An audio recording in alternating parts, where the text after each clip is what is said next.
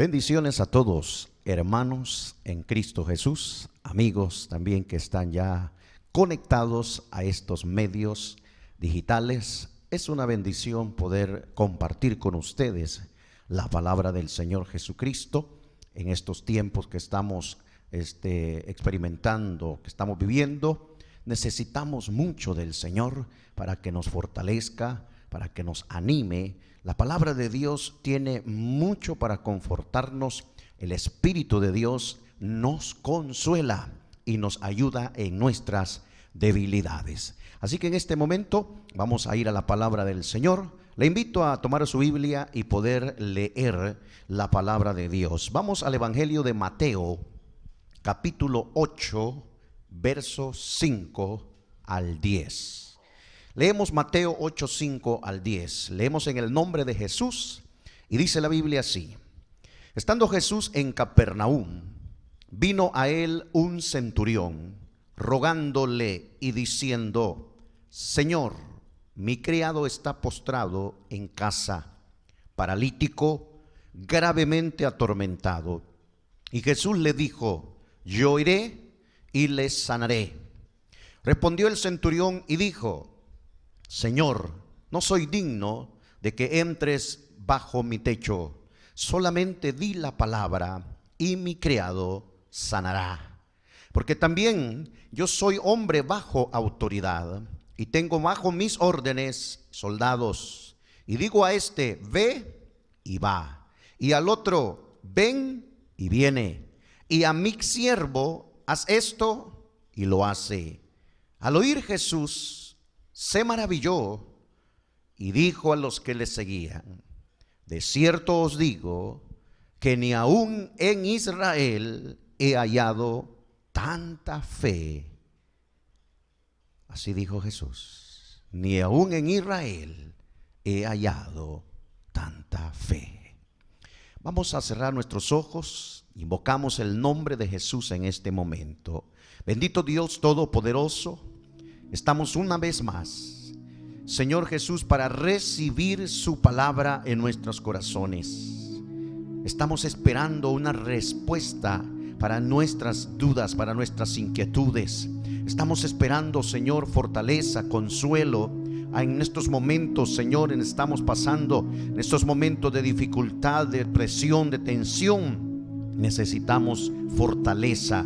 Háblenos, Dios mío, a nuestros corazones en este momento. Dejamos abiertos nuestros oídos y también nuestras almas para recibir su palabra en este momento. Bendice a cada hermano, a cada familia de la Ciudad de la Libertad, Señor, que están escuchando esta palabra, que están conectados y están listos, prestos para recibir el mensaje de esta ocasión, Señor. A todos los hermanos, amigos en diferentes países, en los diferentes lugares geográficos de nuestro país, de nuestro El Salvador y todos los países centroamericanos, y aún quizás al otro lado, Señor Jesucristo, en los continentes de otros lugares, Señor Jesús, bendice a cada persona en el nombre glorioso de Jesús. Amén. Amén. Gloria al Señor.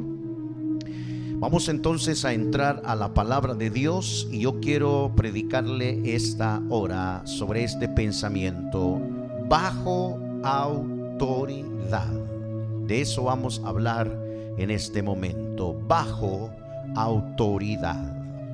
El escritor del Evangelio de Mateo nos da un relato muy interesante de los milagros que Jesús comenzó a hacer después que hubo terminado de predicar su evangelio en lo que conocemos como el Sermón del Monte. Jesús sube a un monte y comienza en su inicio del ministerio a predicar las bienaventuranzas. Tenemos nosotros registrado en Mateo varios capítulos donde se nos habla de este sermón maravilloso que Jesús dictó, que él relató en esos momentos. Pero luego que él hubo terminado este sermón, Mateo registra que Jesús desciende del monte, y cuando él desciende, le seguía una gran multitud. Muchos que acababan de oír a Jesús hablar acerca de los principios del reino de Dios quedaron impresionados por las palabras que Jesús había dicho.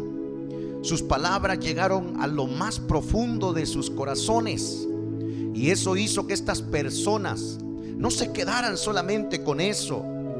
Y cuando Jesús desciende del monte y va por las aldeas de los diferentes lugares de Jerusalén, de Israel, esta gente comenzó a seguirlo. Ellos querían más de Jesucristo. No solamente querían oírle una vez, querían estar con él una y otra vez.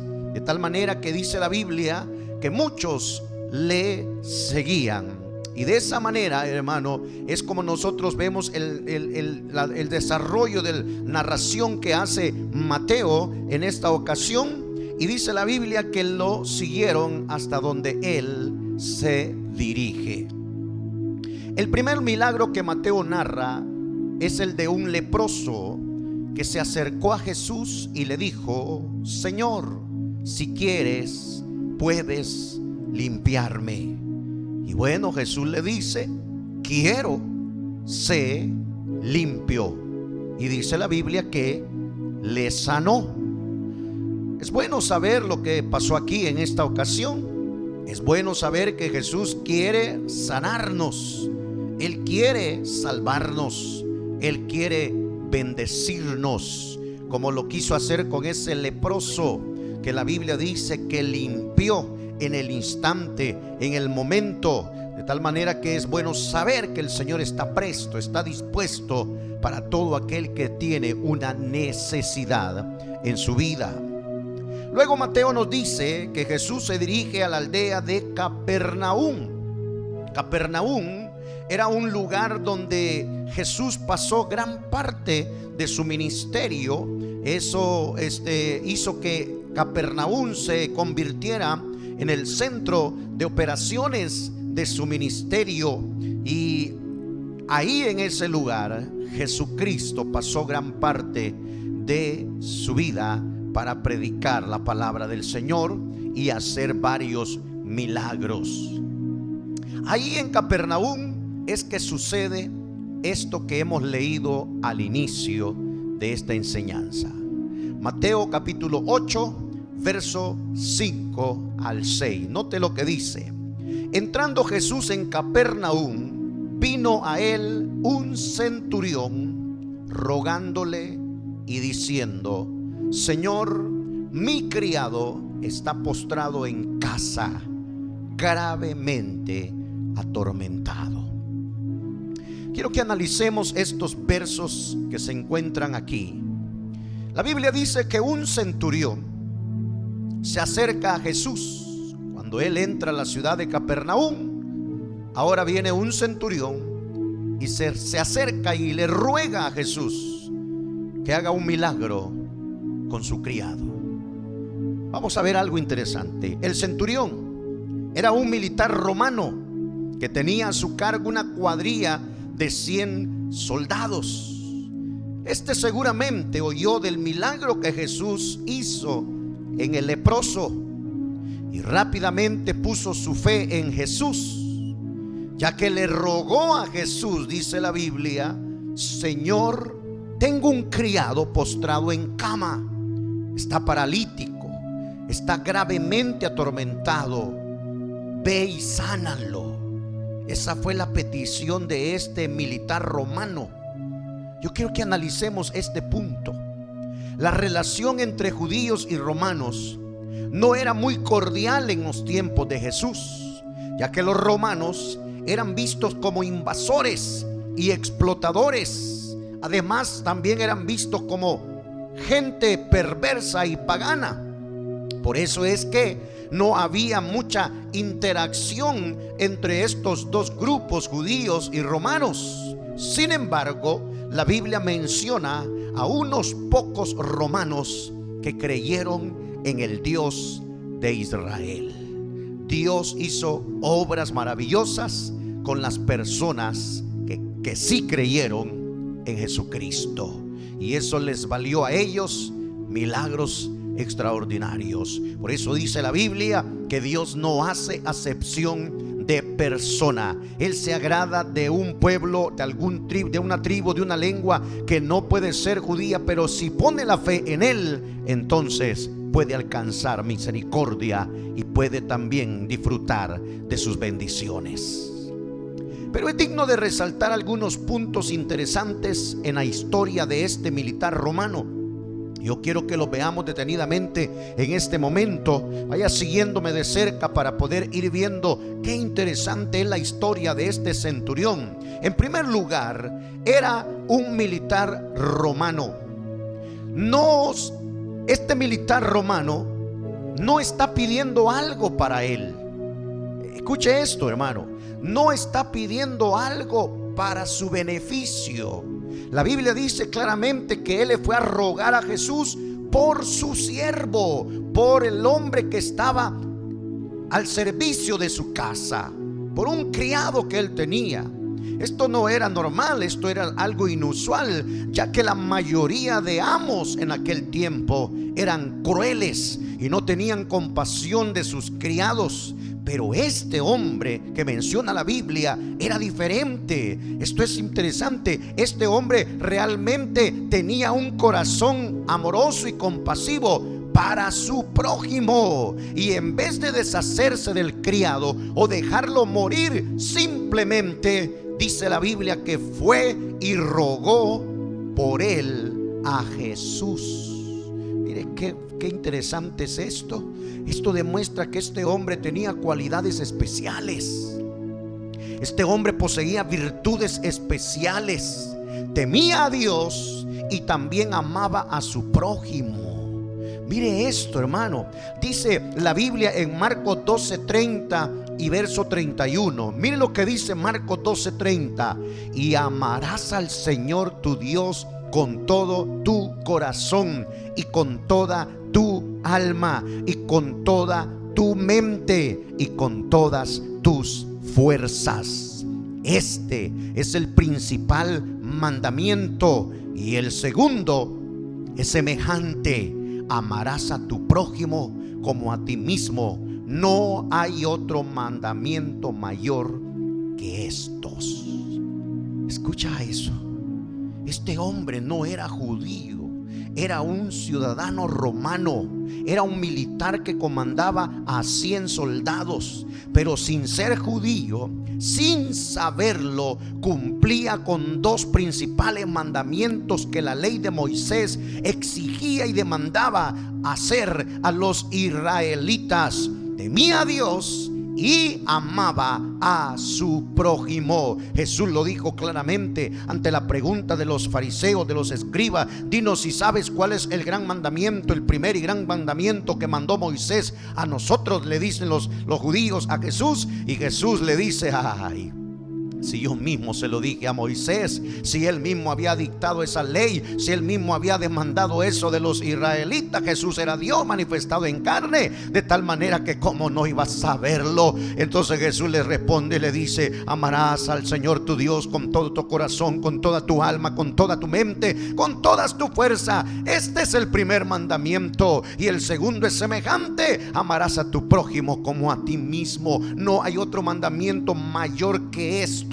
Ahí se resumía toda la ley de Moisés a los israelitas, y este centurión romano sí estaba cumpliendo estos requisitos que la ley demandaba, sin saberlo, sin tener un conocimiento pleno del Dios de Israel. Tenía virtudes y cualidades que Dios ama y que Dios hace tener en gran valor y estima a las personas.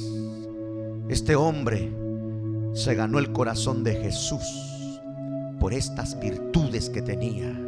Temía a Dios, tenía respeto a Dios, amaba a Dios y también amaba a su prójimo.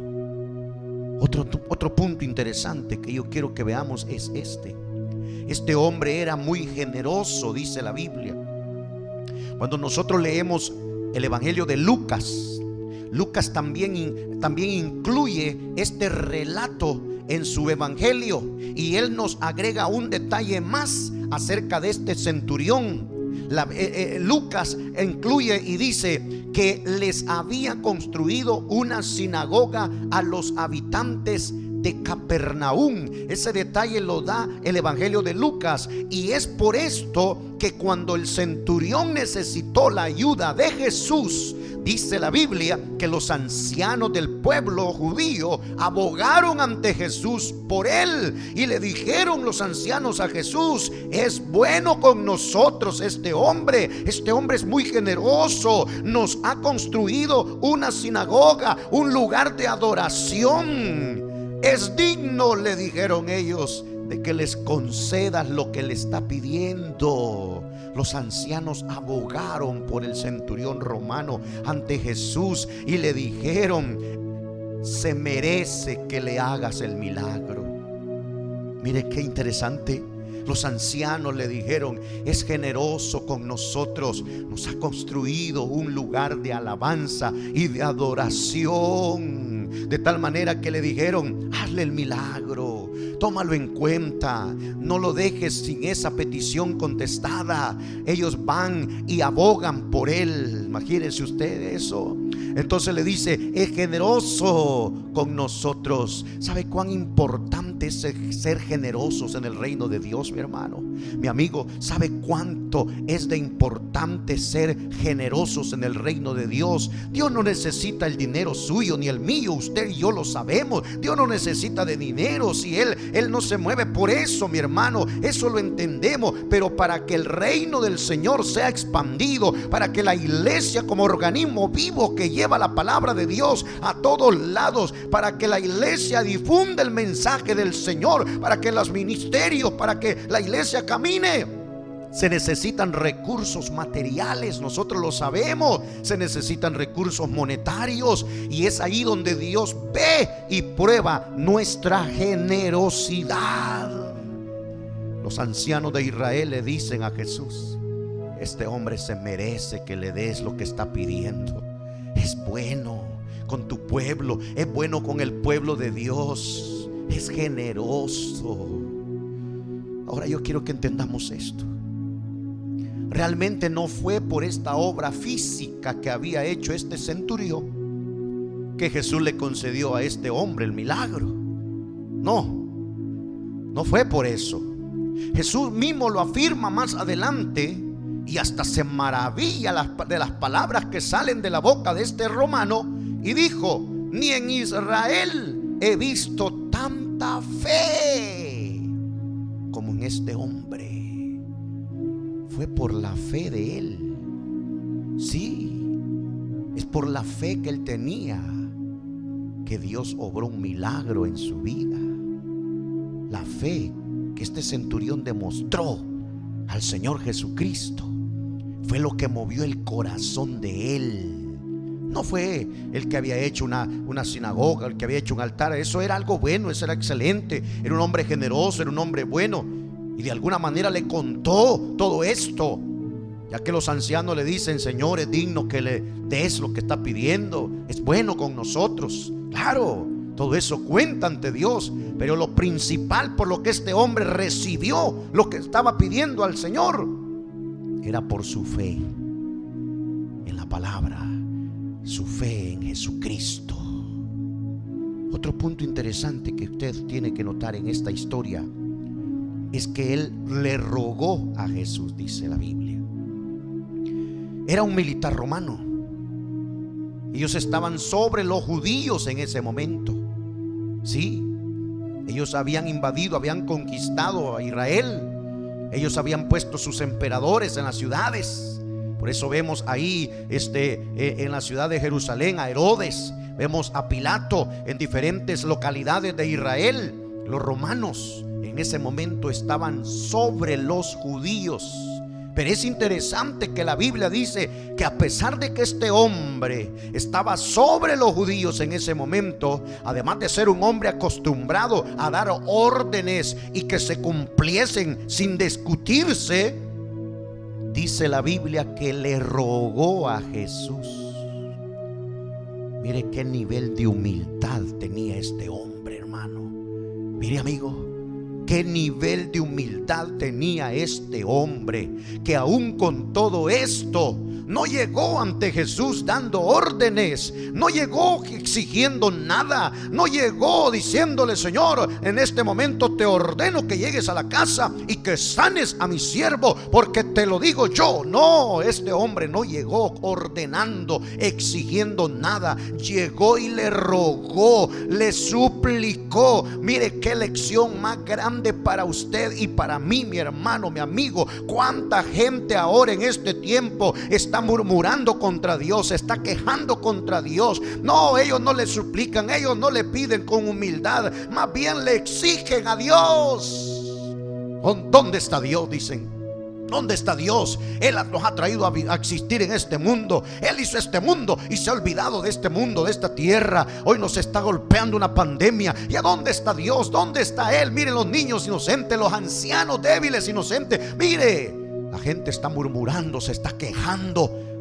En vez de rogarle y pedirle: Dios, perdónenos si nos hemos equivocado, si hemos olvidado su ley, su palabra, si hemos dado vuelta las espaldas a usted, Señor, si hemos olvidado su gracia, su amor, su benignidad, si hemos pecado contra usted, perdónenos, y que sea su voluntad sobre nosotros. En vez de estar rogándole a Dios, en vez de estar suplicando y humillando su vida delante de Dios, se llenan de orgullo, se llenan de odio, se llenan de resentimiento y le exigen a Dios. Eso no funciona así.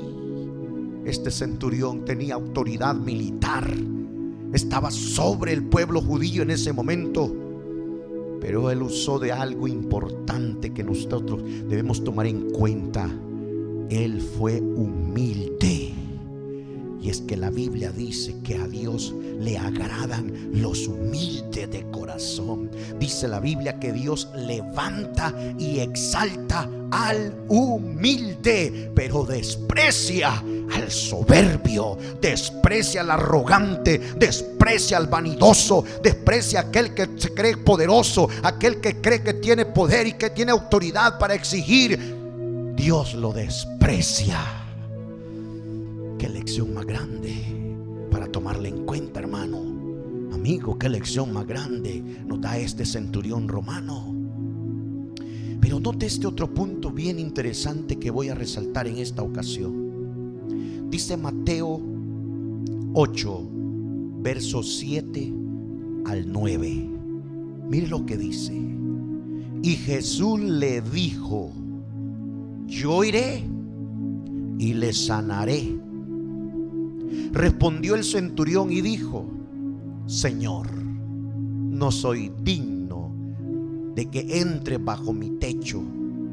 Solamente di la palabra y mi criado sanará. Porque también yo soy hombre bajo autoridad y tengo bajo mis órdenes soldados. Y digo a este: ve, y va, y al otro: ven, y viene, y a mi siervo: haz esto, y lo hace. Entendamos esto. Cuando Jesús ve todas las cualidades que tenía este centurión, fe, humildad, Él vio todas estas actitudes. Le dice: yo iré y sanaré a tu siervo. Jesús tenía todo el poder y el derecho de decirle: no, lo siento. Como se lo dijo en una ocasión a una mujer: no he venido para darle el pan a los perrillos, he venido a darle el pan a los hijos de Dios, del reino. Se lo dijo a una mujer en una ocasión cuando le pidió ayuda por su hija que estaba poseída por un demonio. ¿Se acuerda? Léalo en la palabra de Dios. Tenía todo el derecho de decirle a Jesús, a este romano: no, lo siento, tengo otras personas más importantes para mí que sanar. Pero Jesús le dijo: iré y lo sanaré. Cuando el centurión ve la actitud del Señor Jesús, dice entonces que le dice: Señor, no soy digno que entre bajo mi techo. Probablemente este hombre sabía de la costumbre de los judíos, que no entraban en la casa de los gentiles para no contaminarse con ellos. Y es entonces que el centurión le dice: no vayas, Señor, no soy digno que entres a mi casa. Pero le dice: yo soy hombre bajo autoridad y tengo bajo mis órdenes soldados. Y si yo le digo a este: ven, esa persona viene. Y si a otro le digo: va, ve y haz esto, lo hace. Y si a mi siervo lo mando a hacer algo, él obedece y lo hace. Solo di la palabra, le dijo el centurión, y yo sé que mi siervo sanará. Esto me gusta, mire, y quiero que entienda lo que estaba sucediendo aquí en esta ocasión. ¿Sabe qué estaba diciendo este hombre? Este hombre entendió el principio de la autoridad, reconoció el poder de la sumisión. Sí, este hombre estaba reconociendo a Jesús como la autoridad suprema en el mundo. Estaba entendiendo el principio de autoridad. ¿Sabe qué? Los hechos de Dios proceden de su trono, y este se fundamenta en su autoridad. Todas las cosas son creadas por la autoridad de Dios, y todas las leyes físicas del universo se mantienen por la misma autoridad de Dios, que los creó y que las delegó y las hizo. Esto es interesante. Mire qué cátedra más grande nos da este hombre acerca del principio de la autoridad con esta respuesta que le da el Señor Jesucristo en Hebreos 1:3. Mire lo que dice Hebreos 1:3, hermano. Entienda lo que dice Hebreos 1:3. El cual, hablando de Jesús, siendo el resplandor de su gloria y la misma imagen de su sustancia, y quien sustenta todas las cosas con la palabra de su poder, habiendo efectuado la purificación de nuestros pecados por medio de sí mismo, se sentó a la diestra de la majestad en las alturas. Pero yo quiero que note la frase: sustenta las cosas con la palabra de su poder. Lo que significa es que cuando dice Hebreos que el Señor Jesús es el que sustenta todas las cosas con la palabra de su poder, es que todas las cosas realmente están hechas por su poder, y toda la palabra de Él es autoridad en el universo entero. ¿Escuchó eso? Sí, la palabra del poder de su autoridad, porque la autoridad de Dios se representa a sí mismo, mientras que el poder de Dios se representa en sus hechos. Este romano, sin conocer lo que Pablo escribió muchos años después de él, entendió, reconoció que aquel hombre llamado Jesús no solo era el hijo del carpintero, no solamente era un hombre común y corriente, no, señor, él era Dios. Sí, Dios manifestado en la carne, y su palabra no era simple palabra de un mortal. No, señor, esa no era la palabra de un hombre común y corriente mortal que ha nacido en la tierra. No, era la palabra de Dios. Y la palabra de Dios es autoridad, es poder y se cumple. Eso entendía este hombre. Él no era judío, no, él no había recibido el Shema de Dios en su niñez. Él no había sido llevado a una sinagoga y había sido instruido en los mandamientos de la ley, conociendo: oye Israel, Jehová nuestro Dios, Jehová uno es. No, él no sabía nada de eso. Había oído hablar a los judíos acerca de este tema, pero él entendió que aquel que estaba frente a él, aquel hombre de Nazaret, aquel era un ser importante, era más que un hombre, era Dios. Por eso reconoció su autoridad. Aleluya. Y esto es importante. Hay un principio en el reino de Dios, y es que Dios es Dios. Así, no hay otra aplicación. Ese es un principio que hay que tenerlo en mente, hermano. Le guste al diablo, le guste a los demonios o no le guste a usted, amigo, le guste a usted, hermano, en el reino de Dios hay un principio: Dios es Dios. Así de sencillo. Y su autoridad se respeta, su palabra se respeta y se obedece, se cumple. Ese es un principio que no debe de olvidarse en nuestro corazón, en nuestra mente. ¿Sabe lo que dice Filipenses capítulo 2 verso 10? Usted y yo lo sabemos, hermano, pero mi amigo, usted se lo voy a leer en esta ocasión. Dice Filipenses 2:10: para que en el nombre de Jesús se doble toda rodilla de los que están en los cielos y en la tierra y debajo de la tierra. Aleluya, entendamos esto. ¿Quiénes son los habitantes del cielo?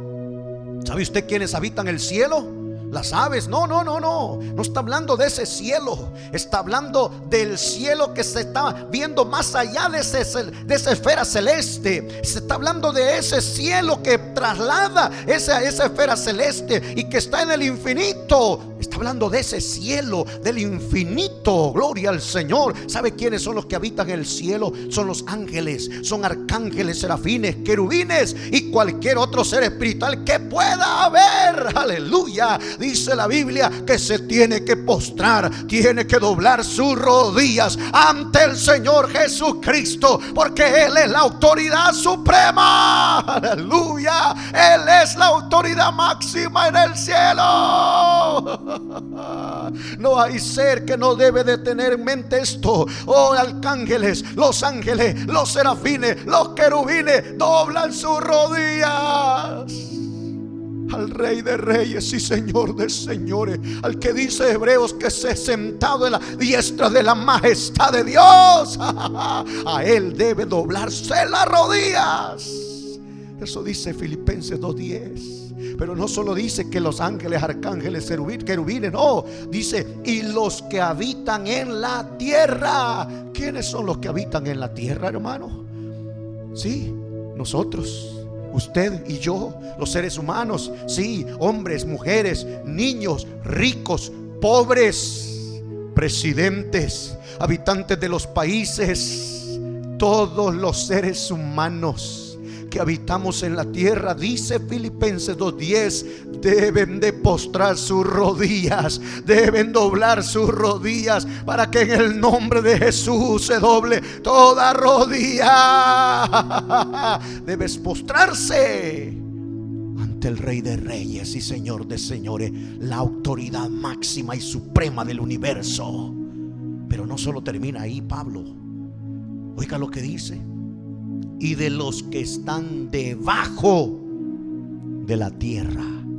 ¿A quién se refiere Pablo? Se refiere Pablo cuando dice los que están debajo de la tierra. ¿Serán los seres queridos nuestros que ya fallecieron y que están bajo 9 cuartas en la tierra? No se está refiriendo a ellos. Ellos ya pues fueron puestos su mente en el olvido. Ellos ya están ahí esperando, ya sea la resurrección de Cristo, la resurrección para condenación. Ellos no, se refiere a otros seres. Se refiere a todos aquellos ángeles que se rebelaron, ángeles caídos que se convirtieron en demonios. Ellos están en prisiones oscuras bajo la tierra, esperando el juicio de Dios, dice la Biblia. Ellos también deben de arrodillarse, dice Pablo, ante la autoridad suprema que es Jesucristo.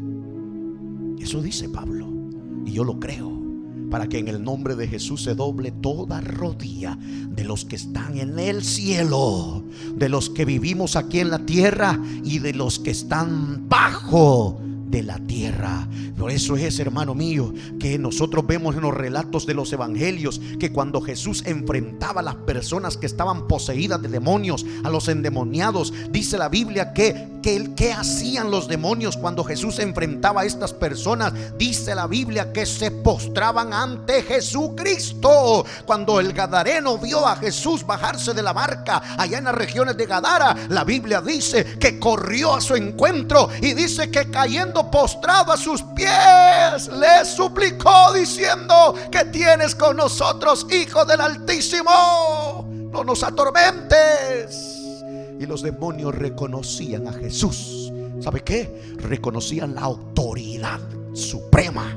Amén. Eso me agrada, eso me gusta, mi hermano. Dice que se postraban ante Jesús y le suplicaban. Sí, los demonios le suplicaban: no nos atormentes, no nos envíes al abismo. Le dijeron aquellos demonios que poseían al endemoniado gadareno: danos permiso de ir a los cerdos.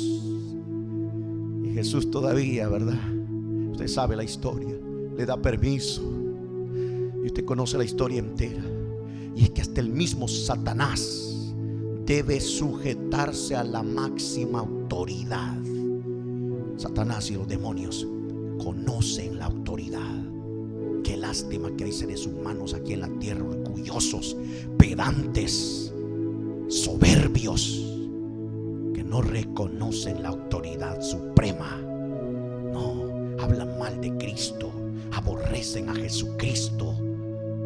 Qué lástima si hasta el diablo y los demonios respetan a Jesús. Aleluya. Pero mire algo más. Hechos 19:11. Mire lo que dice Hechos 19:11. Corrobórelo en su Biblia, véalo en su Biblia en la casa. Mírela, hermano. Dice Hechos 19:11 al 16. Y hacía Dios milagros extraordinarios por mano de Pablo, de tal manera que aún se llevaban a los enfermos los paños o delantales de su cuerpo, y las enfermedades se iban de ellos, y los espíritus malos, los demonios, salían. Pero algunos de los judíos, exorcistas ambulantes, intentaron invocar el nombre del Señor Jesús sobre los que tenían espíritus malos, diciendo: os conjuro por Jesús, el que predica Pablo. Había 7 hijos de un tal Esceva judío, jefe de los sacerdotes, que hacían esto. Pero respondiendo el espíritu malo, el demonio, oiga lo que dijo: a Jesús conozco y sé quién es Pablo, pero vosotros, ¿quiénes sois? Y el hombre en quien estaba el espíritu malo, saltando sobre ellos y dominándolos, pudo más que ellos, de tal manera que huyeron de aquella casa desnudos y heridos. ¿Entiende esto, hermano? Amigo, ¿escuchó lo que dice la Biblia en Hechos? Dios le había delegado autoridad al apóstol Pablo. Pablo era su siervo, Pablo era su hijo, y el Señor le había delegado autoridad sobre toda enfermedad. La Biblia dice que hasta un pañuelo que Pablo había tocado en ese momento era llevado y era puesto sobre un enfermo, y en el nombre de Jesús esa enfermedad salía. Mire qué interesante. Y no solo eso, la Biblia dice que también todos aquellos que estaban poseídos por malos espíritus, por demonios, dice que Pablo en el nombre de Jesús les hacía que se fueran y salían de esos cuerpos, obedecían a la orden del nombre de Jesús. Mire qué interesante esto. Y dice la Biblia que algunos imitadores judíos intentaron hacer lo que el apóstol Pablo hacía. Quizás se quedaron viendo a Pablo y dice: este es sencillo. Si yo me he fijado que lo único que Pablo hace es invocar el nombre de Jesús, y cuando los demonios oyen el nombre de Jesús, si es que salen huyendo, salen dando gritos y salen corriendo. Me he fijado que cuando Pablo dice en el nombre de Jesús queda sano, yo veo que esas personas se levantan, yo veo que esas personas reciben la vista. Entonces dijeron ellos: esto es fácil, solamente invocar el nombre de Jesús. Entonces dice que fueron y probaron con algunos endemoniados. Y dice la Biblia que dijeron: os conjuro por el nombre de Jesús que predica Pablo. Pero lo interesante es que los demonios respondieron esto: a Jesús conozco. ¿Saben quién es Jesús? Por eso Santiago 2:19 dice: ¿tú crees que Dios es uno? Bien haces. Hasta los demonios lo creen y por eso temen. Entonces este demonio dice que dijeron: a Jesús conozco y sé quién es Pablo. Ellos sabían quién era Pablo, pero ustedes, ¿quiénes sois? Los demonios no conocían a estos personajes, ni siquiera por su nombre. Sin embargo, a Jesús lo tenían bien en mente. Sin embargo, a Jesús lo tenían bien perfilado. Sabían que Él era la autoridad máxima y suprema en este universo. Ya lo dijo el Señor Jesús antes de ascender a los cielos: toda potestad me es dada en los cielos y en la tierra. Él lo dijo claramente. Entonces dice la Biblia que los demonios conocen quién es Jesús. Ellos saben que Jesús es Dios por sobre todas las cosas. Conocían que Pablo era el Hijo de Dios y tenía autoridad que Dios mismo le había delegado. Esto me gusta, esto me agrada. Mire, hermano, si nosotros somos hijos de Dios, tenemos autoridad de parte de Cristo. Tenemos su espíritu, tenemos su presencia para sanar, para echar fuera a los demonios, para poder declarar bendiciones del cielo, para poder hacer cosas extraordinarias. Sí. ¿Y sabe qué? Las enfermedades salen cuando invocamos el nombre de Jesús. Pero ¿sabe por qué? Porque si un hijo de Dios lleno del Espíritu Santo tiene la autoridad delegada de parte de Dios, entonces las enfermedades obedecen y salen de los cuerpos. Es interesante, me gusta esto. Los demonios huyen a la orden de Jesucristo por la autoridad que Él nos ha delegado a nosotros. ¿Sabe una cosa más? El centurión dijo: solo di la palabra y mi siervo sanará. José estaba diciendo el centurión: no hace falta que físicamente entres a mi casa, no soy digno que entres a mi casa. Dijo el romano: solo envía la palabra, dijo él, y yo sé que esa palabra es autoridad.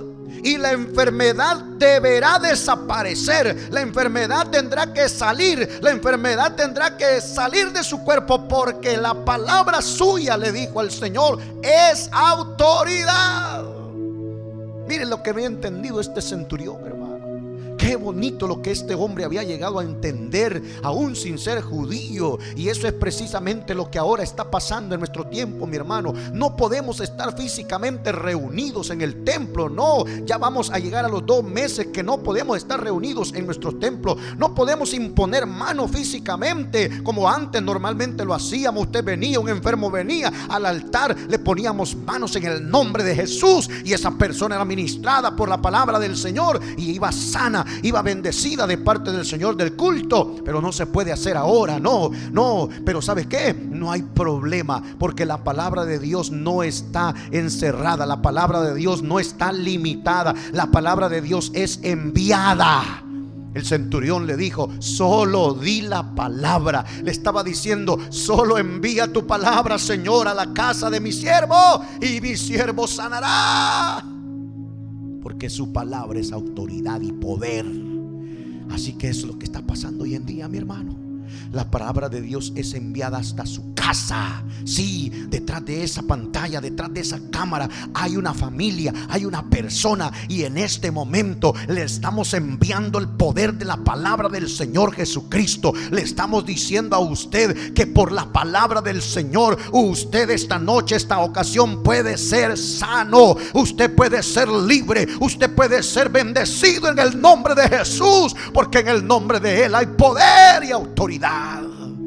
Le enviamos una palabra de bendición a su vida, mi hermano. Le enviamos una palabra de bendición a su vida, mi amigo, mi amiga. Sí, créalo, porque la palabra de Dios no está presa.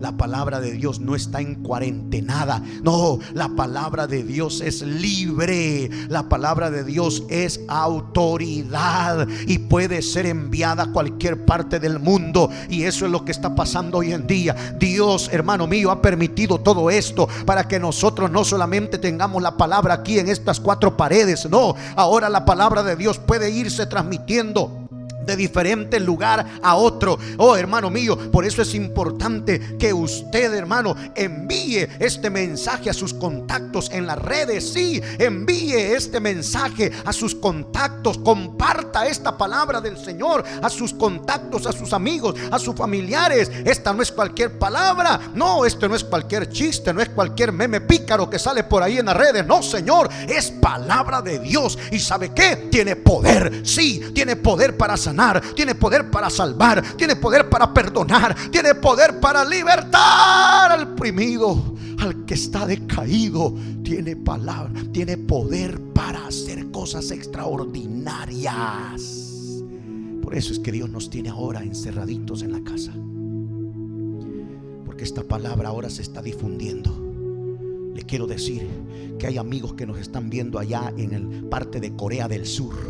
Tenemos personas que están viéndonos en España. Tenemos personas que nos están viendo en Sudamérica, nos están viendo en Norteamérica, nos están mirando por diferentes lugares. ¿Se imagina usted? Esta palabra no está presa, esta palabra no está confinada a una región geográfica. No, esta palabra es enviada y en el nombre de Jesús va a cumplir su propósito, porque la Biblia dice que la palabra del Señor no regresa vacía, siempre cumple su propósito. Como la lluvia desciende de los cielos y entremece en la tierra y hace su trabajo en la tierra y luego vuelve a subir a los cielos, así es la palabra de Dios, que no regresa vacía a Él. Por eso comparta, hermano, esta palabra. No tenga pena o tiene pena usted que sus amigos se den cuenta que ahora es pentecostal, que ahora es evangélico, que ahora es cristiano.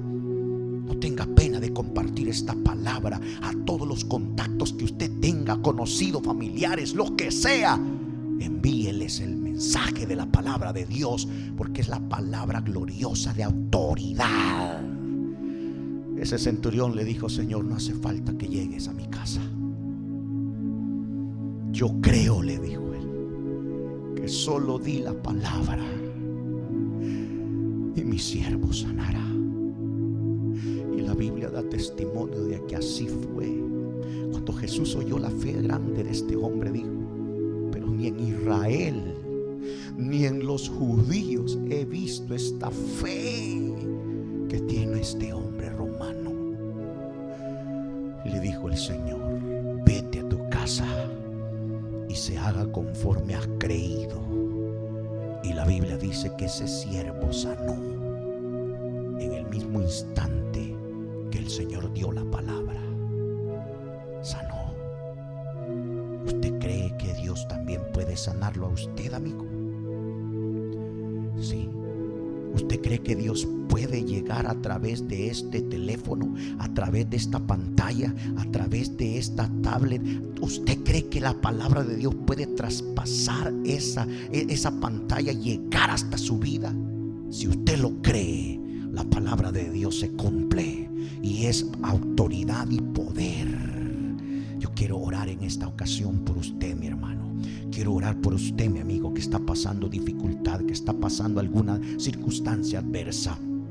Y en el nombre de Jesús enviar una palabra poderosa desde este momento, desde este lugar, y decirle que en el nombre de Jesús usted está sano. Decirle en el nombre de Jesús si usted está libre de toda opresión, todo lo que está sintiendo, lo que está oprimiendo su vida, lo que está martirizando su mente, su corazón. En el nombre de Jesús, en esta ocasión yo bendigo su vida y le declaro sano en este momento. ¿Por qué? Porque la palabra del Señor es viva y es poderosa. Solamente levante sus manos ahí donde usted está. Póngale en el lugar donde usted siente ese dolor. Póngale en el lugar donde usted siente ese tormento físico. Y en el nombre de Jesús yo lo declaro libre y sano de esa enfermedad. En el nombre de Jesús queda sano, queda libre de ese tormento físico, sanando esos pulmones, sanando esos riñones, sanando, Señor, esos órganos internos del cuerpo, sanando ese cerebro, esa cabeza, sanando, Señor, esas células, esas moléculas del cuerpo. En el nombre de Jesús hay poder en su palabra, Dios mío. Enviamos una palabra de sanidad a las almas. Enviamos una palabra de provisión para los hermanos, para las personas que nos ven y nos escuchan en esta ocasión. Señor, en el nombre de Jesús, yo envío una palabra de salvación para aquellos que están necesitando el perdón de sus pecados.